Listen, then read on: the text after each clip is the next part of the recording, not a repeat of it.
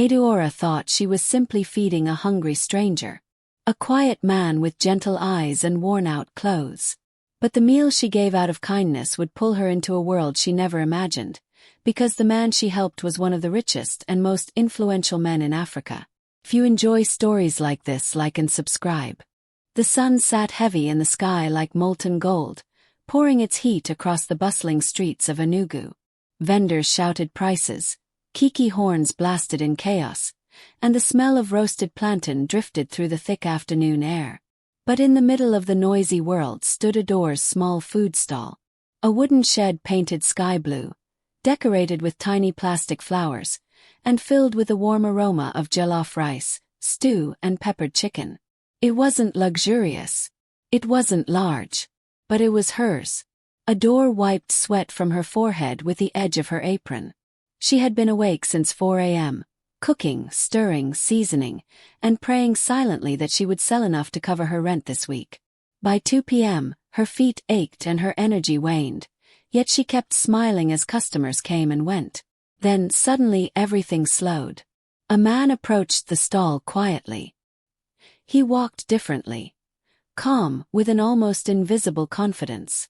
But his clothes told a different story. A dusty shirt, worn shoes, and tired eyes that held both hunger and humility. He paused at the entrance of her stall, unsure if he should enter. Adaora noticed immediately. "Good afternoon, sir. Please come in," she said with the warm smile she always reserved for strangers. The man stepped inside. He looked at the steaming pots, the plates stacked neatly, and the inviting wooden chairs. His throat bobbed as he swallowed. "Madam," he said softly, voice deep yet gentle, "how much is a plate of rice?" Adaora studied him. Not in a judgmental way, but in the way someone who has tasted hardship recognizes another soul walking through it. He stood there, pretending to be fine, but she saw the truth. He hadn't eaten in a while. Adora's heart tugged painfully. "A plate is 1,000 naira, she replied. The man reached into his pocket, then froze. His face changed. His eyes dimmed with embarrassment. His pockets were empty. He tried to smile it off. I'm sorry," he said quietly. "Maybe I'll come back later." He turned to leave. But Adora's voice stopped him. "Wait." He slowly turned back. "Sit down," she said firmly. "Madam, I have no—" "I said sit down," she repeated, her smile soft but full of strength. The man hesitated, then obeyed. Adaora served him a generous steaming plate. Jollof rice, fried chicken, fried plantain and water. "For you," she said. The man stared at the food. Then at her. "Why?" he asked in confusion. A shrug. "You look hungry. Hunger is older than pride. Eat." A soft chuckle escaped him. Surprised, grateful, weighed with emotion. He whispered, "Thank you." As he ate, Adaora noticed something strange. He didn't eat like a man accustomed to roadside meals. He used the spoon delicately, gracefully. His posture was perfect. Even the way he thanked her had a certain elegance. But she ignored the thought. Kindness didn't need questions. When he finished, he stood and bowed slightly to her. "You have shown me rare kindness," he said. "I will not forget it." Adaora waved her hand. "It's nothing." But the man's eyes said it was everything. He stepped out of the stall and disappeared into the noisy street, swallowed by the crowd. Adaora didn't know his name. She didn't know where he came from. She didn't know why her heart felt strangely warm after he left. She only knew she had done something her mother taught her long ago. Feed the person in front of you, because you never know the story hidden behind their hunger. What she did not know was this. That dusty stranger she fed was Obinna Obiagelu, the elusive billionaire whose face appeared on magazine covers, television interviews, and international business news. A man known across Africa, yet unrecognizable that afternoon in her humble stall. A man whose life was wrapped in wealth, power, influence, but whose soul that day was fed for the first time by something money had never given him. Pure humanity. And as Obinna walked away, He touched his chest, feeling something unfamiliar. Warmth. Oh. Beginning. Something inside him whispered, I must find her again. Obinna Obiajalu didn't return to his mansion that afternoon. He didn't return to his office, where dozens of executives waited for his signature on multi-million-dollar contracts. He didn't return to the private meeting in Abuja where foreign investors expected his presence.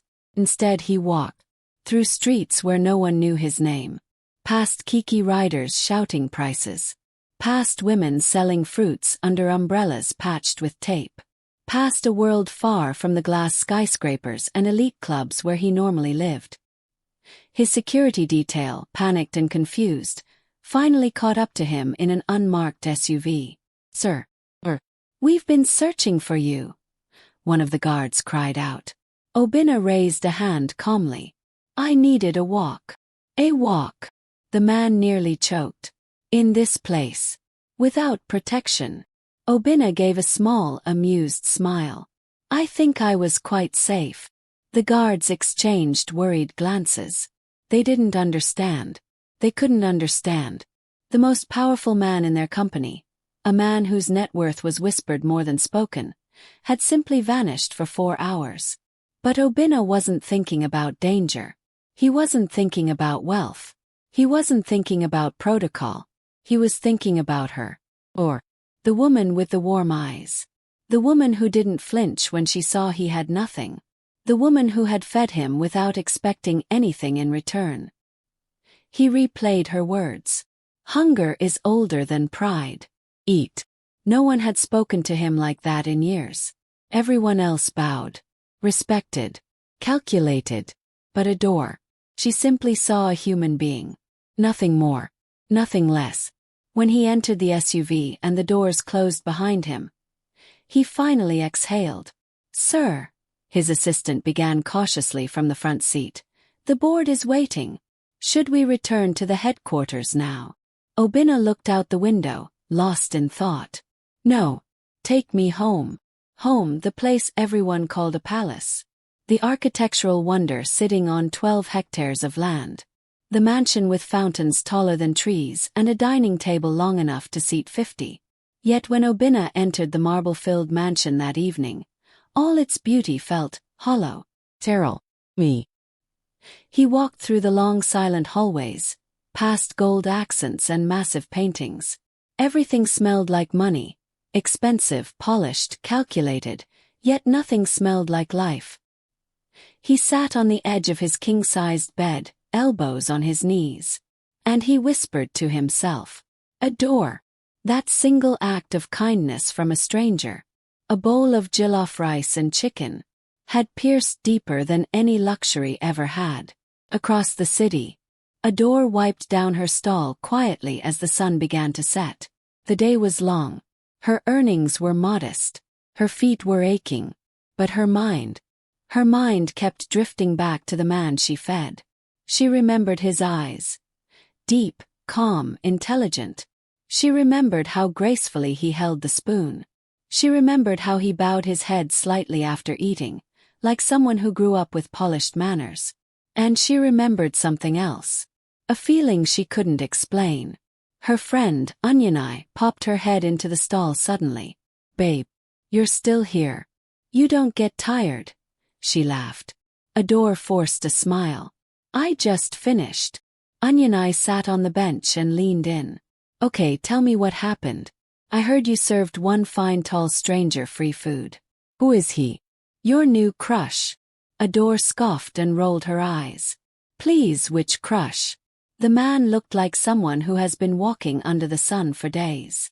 But he fine. Adaora blushed slightly. Maybe, a little. NN. Anyanai clapped dramatically. I have caught you.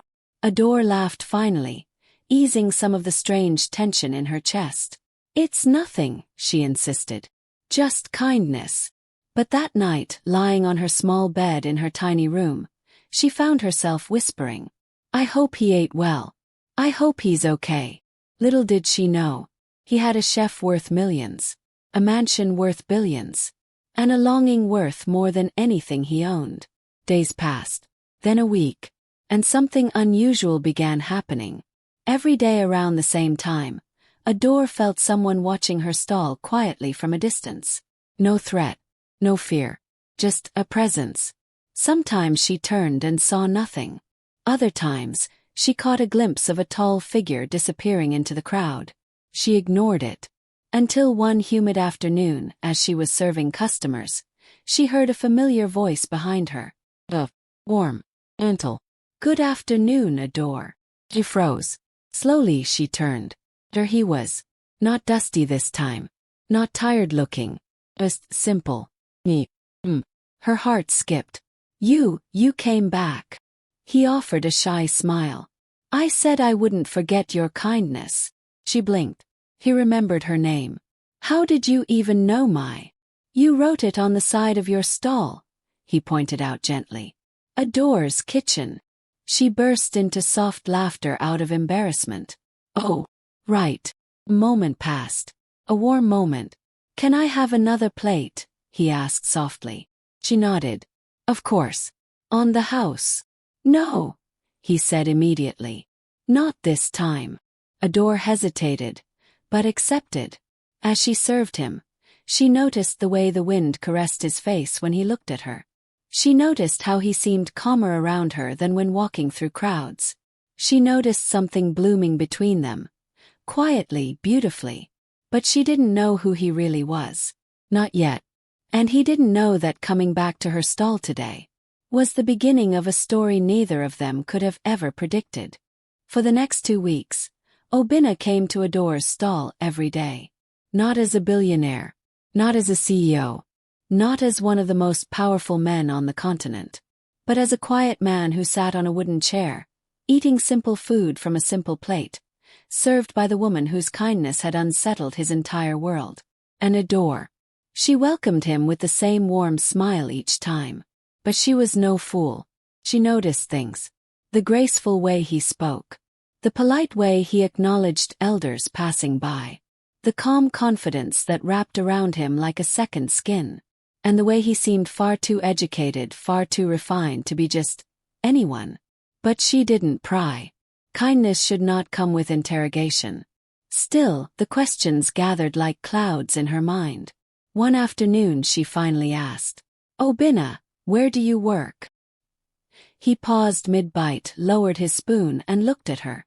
For the first time since she met him, there was uncertainty in his eyes. A bit of everywhere, he replied softly. A freelance job. Something like that. Construction. Teaching. Office work. He gave a small smile.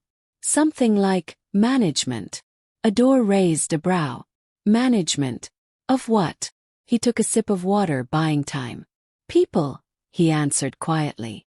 Adaora narrowed her eyes playfully. Are you avoiding my question? He chuckled. Adaora, I like talking to you. I like being here. This little stall feels peaceful. Please. Allow me to enjoy this place without attaching who I am outside. Adaora froze. There was something in the way he said who I am. Something heavy. Something important. Something hidden. But the sincerity in his voice softened her curiosity. Fine, she said gently. When you're ready to tell me, you will. Obinna looked at her with quiet gratitude. Thank you. Meanwhile, in his real world, while Obinna was enjoying peace at a roadside stall, the rest of Nigeria was buzzing with tension. News outlets questioned his sudden disappearance from public events. Business partners grew restless. Board members complained. His siblings whispered behind closed doors. His personal assistant had developed eye bags from stress. But the loudest pressure came from his aunt, Lady Chinyere Obiajulu, a woman known in society for elegance, sharp intelligence, and a tongue that could cut through steel. She stormed into his mansion one evening like a woman on a mission. Obinna, she snapped as she marched into his study. Are you hiding? Have you lost your senses? You're missing meetings. Investors are waiting. The press is asking questions. Obinna leaned back in his leather chair and exhaled. Auntie Chinyere, I'm fine. Fine, she scoffed. What nonsense. Are you sick? Depressed? Hexed? Kidnapped spiritually? He smiled. None of those. Then what is it? She demanded. Binna paused. He didn't know how to explain it. How could he tell her that he, one of Africa's richest men, felt more alive in a noisy local market than in the boardroom? How could he tell her that a bowl of roadside jollof rice meant more than the meals cooked by Michelin star chefs? How could he tell her that a woman who didn't know his identity had become the only genuine human connection he had tasted in years? Instead, he simply said, I'm resting. Chinyere stared at him, suspicious. Resting? Or hiding something? Obinna chuckled softly. Auntie, must everything be a conspiracy? Yes. In this family, yes, she snapped. Then her eyes softened. Obinna, my dear boy. Whatever is happening, be careful. The world is watching you. Binna nodded. I know. But his mind was already wandering back to Adaora. Back to her smile. Back to her warmth. Back to the simplicity that money could never buy. Meanwhile, Adora's world was shifting too. Her business was improving. More customers were coming. Even the Kiki riders started calling her stall Mama Jollof of New Haven. But not everyone was happy. Nkechi, another food vendor nearby, had been watching Obinna's daily visits with envy sharper than pepper soup. That man is too fine to be poor, Nkechi whispered to her friend. Why is he always coming here? Maybe her food's sweet past yours, the friend joked. Nkechi hissed. No be food. Not charm. Adaora ignored the petty gossip. She was too busy fighting her own confusion. Why did she look forward to Obinna's visits? Why did her heart beat differently when he smiled? Why did she find herself adjusting her apron and smoothing her hair before serving him? It wasn't love. Or was it? Her chest tightened. She didn't know. Not yet. Then came the day everything changed. It was a Friday afternoon. Rain clouds rolled across the sky. Business was slow. Adaora was rearranging her pots when she looked up and smiled. Obinna was walking toward the stall. But today, something was different. He was not alone. Two men followed him, dressed in crisp black suits, eyes sharp, movements coordinated. Security. Like real, professional, high-level security. Adaora froze as they approached. When Obinna reached her, he stopped and exhaled gently. Sorry, he said quietly. They insisted on following me today. Adaora blinked. Are you in trouble? No, he said immediately. Just overprotected. The two guards scanned the environment like they were guarding a president. Adaora swallowed slowly. This man. Who exactly was he? Obinna noticed the worry in her eyes. Adaora, he said softly. I need to tell you something. Her heart pounded. What is it? He opened his mouth, then paused as thunder cracked across the sky. The first drops of rain began to fall. He looked at her intensely, almost pleadingly. Can we talk somewhere private? Not here. Not now. Adora's breath caught. Obinna, who are you? The rain intensified. He looked into her eyes, struggling between fear and truth. Adaora, he whispered. The person you think I am isn't the full picture. Her pulse raced.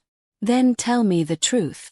He took a deep breath and finally said, Adaora, I'm not just a regular man. Lightning flashed, rain poured, and Adaora stared at him, realizing her world was about to change forever. The night after the dinner call-off was one of the longest Adaora had lived through. Rain hammered the roof of her small apartment, dripping through the patched corner of the ceiling, tapping the floor like restless fingers. She sat on her bed, holding the leftover jollof she had cooked earlier. His favorite. She had planned to carry it to him as a surprise, but the pain in her chest would not let her move. He lied to me. He hid everything. Why me? Adaora pressed her palms to her face and breathed deeply. She wasn't angry because he was rich. She wasn't even upset about the money. She was hurt because she had told him everything about herself. Her dreams, her fears, the night she slept hungry, The days she walked to work because her salary couldn't cover transport, and he had never trusted her with who he really was. Her phone pinged. Message. From him. I'm sorry. Please give me one chance to explain. I will come tomorrow at noon. If you don't want me here, I will leave without a word. She stared at the message for minutes. She didn't reply. She wanted to hear him, but she wasn't ready to admit it. The next day. By noon, Adaora was pacing her living room, wiping her palms on her skirt, telling herself she was only allowing him to talk so she could finally end everything properly. But when she opened the door, she froze. Not because of him, but because of what stood behind him. A sleek, black SUV, glossy and spotless, was parked discreetly down the street. 2 security men stood beside it, trying not to look noticeable. Adaora's throat tightened. So this was who he really was. He stepped forward. No security. No formality. Just him. Kai. His voice was soft, almost breaking. You didn't reply. I didn't know if you would even open the door. She stepped aside. Come in. His shoulders dropped in relief. He entered quietly, looking around her simple room with the same warmth he had from day one. No judgment. No discomfort. Just him. Sit, she said. He obeyed. Then silence, thick and heavy, sat between them. Start talking, Adaora finally said. He inhaled slowly. My full name is Kai Nwachukwu. I am the current CEO of Chimaka Group Holdings. Adaora blinked. She knew that name. Everyone did. The family controlled companies in aviation, agriculture, construction, banking, everything. I didn't want this life, he continued. I was born into it. Expected to grow the empire. Expected to live perfectly. Expected to trust no one who isn't approved by the board. His voice shook slightly. I got tired. I got suffocated. So sometimes, disappear. I dress simply. I walk around like a normal person. I eat at regular spots. I breathe. His eyes lifted to hers. That night you gave me food. You didn't know me. You didn't ask for anything. You didn't expect anything. You just helped me. Adaora swallowed hard, remembering the way he had looked. Tired, quiet, and grateful. That moment was the most genuine kindness I had received in years, he said. And I couldn't let it go. I kept coming back not because of the food, though it was amazing, but because you made me feel human. Her breath caught. But you lied, she whispered. You let me think you were struggling. You let me worry about you. You let me share pieces of myself while you hid everything. He nodded. You're right. I did. And I regret it every single day. Silence again. Painful. Heavy. Then he did something unexpected. He knelt. Not dramatically. Not theatrically. Quietly. Honestly. Adaora, he said, voice trembling. I am not kneeling because of pity or guilt. I'm kneeling because you deserve sincerity. You deserve the whole truth. I should have trusted you. I should have told you earlier. He lifted his head. If you tell me to walk away today, I will go. But not because I don't care. I will go because I respect your heart. Adaora felt tears pressing behind her eyes. She turned away, pacing slowly. Everything inside her was a storm. Anger, pain, confusion, but also the undeniable truth. She still loved him. Not because of the money. Not because of the name. But because of the man she had fed on a rainy evening. Gentle, soft-spoken, grateful and humble. She wiped her face and stood still, breathing shakily. Kai, she whispered without turning. I need time. He nodded immediately. Take all the time you need. I won't rush you. I won't push. I just want a chance. She finally faced him. Just when he thought she might ask him to leave, she said, Do you still want to eat jollof today? A soft, broken smile formed on his face. More than anything. She exhaled. Not forgiveness. Not a new beginning. But a small door, left slightly open. That was all Adaora asked for. And Kai respected it. For the next 2 weeks, he never forced a conversation, never tried to show off his wealth, never sent expensive gifts. Instead, every evening, he simply walked to her shop, sat quietly on the same wooden bench, and ate whatever she served, just like before. No convoy, no security, no fancy cars. Just Kai, the man she fed on a rainy evening.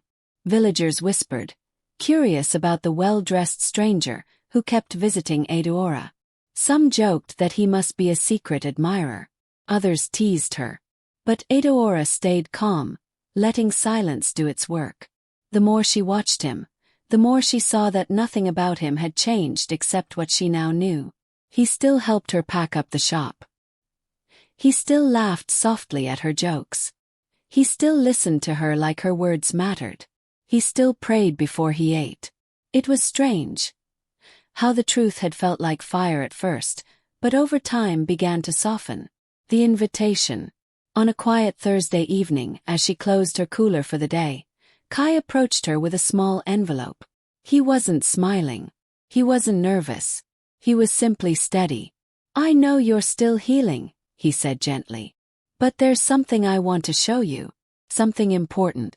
If you're not ready, I'll understand." Adaora hesitated, then took the envelope. Inside was a simple card. No gold accents, no dramatic designs. Just handwritten words. "Come with me tomorrow. I want you to see my real world. Not the wealth. Just the truth." She lifted her eyes to his. "What truth?" He inhaled.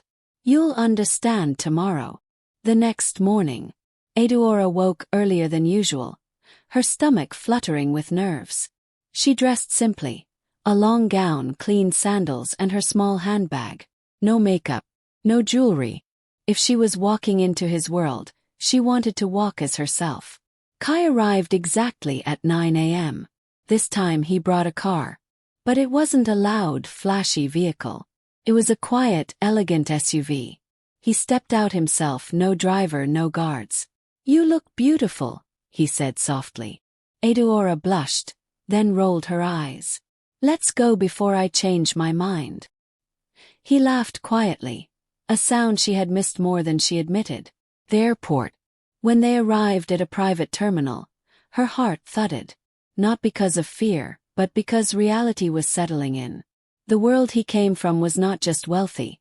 It was structured, orderly, intimidating. Men in uniforms bowed slightly as he walked past. Staff greeted him as Sir Kai. She stayed close, her palms sweating. When they reached the runway, she saw it. Private jet. Elegant. Quiet. The same one from the picture that had broken her heart. Kai stopped walking and turned to her. "Adaora," he said softly, "I brought you here not to impress you, but to show you something." He led her inside the jet. Not to the seats, but to the kitchen area. There, neatly arranged on a small dining counter, were Polaroid photos. Old ones, new ones, all pinned to a soft board. Adaora gasped. Every photo showed Kai in ordinary clothes, eating at local joints across different cities. One photo showed him at a dusty roadside restaurant in Enugu. Another showed him buying roasted plantain from a woman by the roadside. Another showed him sitting under a mango tree with two little boys, sharing biscuits. He touched one of the photos gently. "This is the real me," he whispered. "A man who escapes the weight of wealth to breathe among real people. I didn't pretend to be poor. I just wanted to live without fear of being used." He turned to her, eyes soft, vulnerable. "You weren't my experiment, Adaora. You were my peace." Her breath caught. He continued, "I wanted you to see this because I don't want secrets between us anymore. If you choose me today, you're choosing all of me. My quiet side and my complicated life. But if it's too much, if this world feels too heavy, I will never blame you." Adaora stared at the photos. Simple, honest moments from a life many would never imagine a billionaire living. Her chest tightened. This man, with all his wealth, found comfort in the same simple world she lived in. Maybe, just maybe, their hearts were not as different as their circumstances. The decision. Kai stepped closer, careful and gentle. "I love you, Adaora. he said, voice unsteady. But I won't ask you to give me an answer today. I only want you to know the truth. Adaora swallowed, her hands trembling. Then she whispered, Kai. Yes. She took his hand, held it tightly. This world of yours. It scares me. It truly does. His face fell slightly. But walking away from you scares me more. His breath hitched. Adaora continued. You hurt me. You hid things from me. But you also showed me kindness before you knew anything about me. You treated me like I mattered. And now, you've shown me the rest of your truth. She exhaled shakily. I'm not promising perfection. But if you're patient with me, I want to try again. For the first time in weeks, a full, genuine smile broke across Kai's face. Soft, relieved, beautiful. He lifted her hand and kissed it gently. Trying again is more than enough, he whispered. The flight. They sat together by the window as the jet lifted slowly off the ground. Below them the runway shrank. Cars became dots. The clouds embraced them gently. Adaora leaned her head on his shoulder. Kai wrapped an arm around her. Not as a billionaire. Not as a CEO. Just as the man she fed on a quiet evening. And the man whose truth she finally understood.